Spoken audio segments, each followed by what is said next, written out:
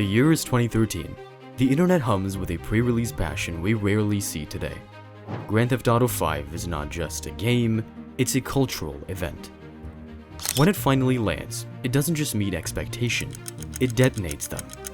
It was the phoenix that rose from the fine but sad ashes of Grand Theft Auto 4. While GTA 4 was a masterpiece of gritty realism and immigrant storytelling, its brown-hued, weighty physics-driven world had, in the years following its release, lost some of the bombastic, chaotic hype that defined the franchise. GTA 5 was the correction, a vibrant, satirical, and impossibly ambitious revival. Its graphics were a generational leap, painting a sprawling, sun-drenched parody of Los Santos that felt alive in ways we couldn't have imagined. The three-protagonist system was a narrative and gameplay innovation, allowing for heists that felt cinematic and personal. But it was the free roamness that sealed its fate. This wasn't just a playground for missions, it was a digital sandbox of unparalleled scale and possibility. You could hike Mount Chiliad, stalk celebrities as a paparazzo, or simply get lost in the hypnotic rhythm of its radio stations and traffic. And crucially, it launched into a world where the internet was hitting its mainstream stride.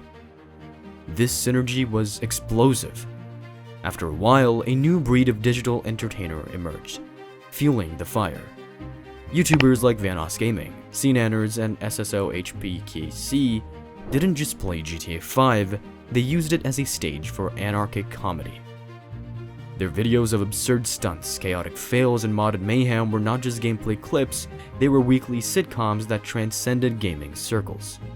They showcased the game's limitless potential for player-generated content, making it a perpetual presence in online culture. The game didn't just sell, it infected the global consciousness. But no hype lasts forever. By 2017, the initial wildfire had settled into embers. The single-player story, while brilliant, had been consumed. The online mode, though popular, was beginning to show signs of repetitive grinding. More importantly, the tectonic plates of gaming culture were shifting. New giants emerged from the battle royale genre. PlayerUnknown's Battlegrounds, PUBG, offered tense, last-man-standing survival, and Fortnite refined it with a colorful, building-based chaos that captured a younger generation. For a moment, GTA 5, the once disputed king, seemed like it might be relegated to the annals of history. A classic, but a dated one. Then, something remarkable happened. It staged a comeback worthy of its own protagonists. The key was the very online mode that had begun to stagnate. Rockstar Games, with a mix of updates and, more importantly, the empowerment of its community, unlocked a second life. The rise of roleplay, RP servers, on platforms like 5M was the catalyst. These weren't just games, they were persistent, living worlds. Players became cops, criminals, entrepreneurs, and civilians, crafting intricate storylines and daily dramas. This transformed GTA 5 from a game into a platform, a virtual engine for social storytelling. It was no longer about what Rockstar had created, but what millions of players could create within it. This cemented its status as one of the true classics of our generation, a title that weathered underwhelming periods not by ignoring them, but by evolving beyond its original design. And so, as the years rolled on, GTA 5 became an elder statesman, almost touching a decade in age. The question, once a whisper on fan forums, grew into a deafening roar. When is GTA 6 coming? The sheer, sustained dominance of its predecessor made the prospect of a sequel both exhilarating and daunting. How do you follow an act that redefined the industry not once, but twice? First with its launch, and then with its decade-long relevance.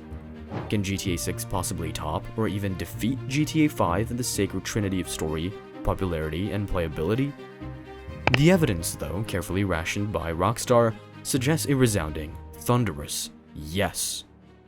The hype for GTA 6 is a phenomenon unto itself, a masterclass in marketing through silence. For years, Rockstar said nothing, allowing speculation to ferment into a global obsession. Every rumor was a news story, every supposed leak dissected for hours. When they finally released the first trailer in December 2023, it wasn't just a video game reveal, it was a historic internet moment. The trailer garnered over 90 million views in 24 hours, a figure that dwarfs what GTA 5's iconic reveal trailers have accumulated in nearly 15 years. This isn't just growth, it's a paradigm shift in anticipation. The hype is not just real, it is unprecedented in the history of entertainment. But beyond the numbers, the substance points to a game designed not just to match GTA 5, but to eclipse it. Now, let's see the setting. It is a living, breathing Vice City. Returning to the neon-drenched Vice City is a stroke of genius. The state of Leonida promises a Florida parody that is ripe for Rockstar's signature satire in our modern era of social media influencers, political extremism, and viral absurdity. The trailers hint at a world of unparalleled density and dynamism, beaches teeming with life, swamps hiding secrets, and a city that feels more like a living organism than a backdrop. If GTA 5's Los Santos was a vast painting, GTA 6's Vice City looks to be a sprawling, interactive ecosystem. But how about the protagonists, a modern Bonnie and Clyde? The focus on a dual protagonist system centering on Lucia and her yet unnamed partner is a bold and compelling narrative direction. Moving away from the three male hero archetype allows for a more intimate, character-driven story. The Bonnie and Clyde dynamic offers a more potent mix of romance, tension, and crime that feels both classic and fresh. This has the potential to deliver a story with emotional depth that GTA 5, for all its brilliance, traded for a broader, more satirical scope. And next up is the technological leap, which is the Rage Engine Reborn.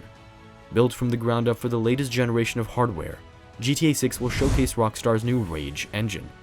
The graphical fidelity shown in the trailers, the stunning water physics, the hyper-realistic lighting, the incredible character detail, is just a glimpse. We can expect a world with revolutionary AI, where NPCs have complex daily routines and memories, making the world feel truly reactive.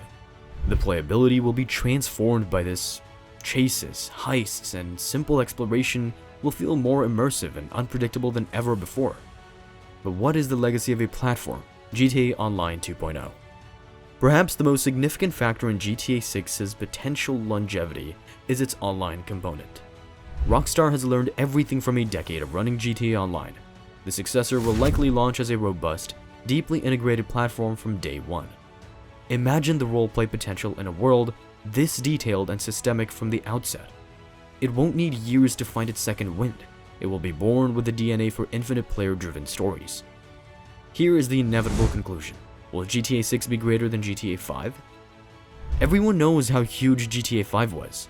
When it came out, it was a revolution. The world was huge and fun to explore. The story with three main characters felt fresh and exciting. And at the same time, YouTube was getting really popular. People made millions of silly and fun videos about the game, which made it even more popular. Even when the game got a little old and new games like Fortnite came out, GTA 5 made an amazing comeback.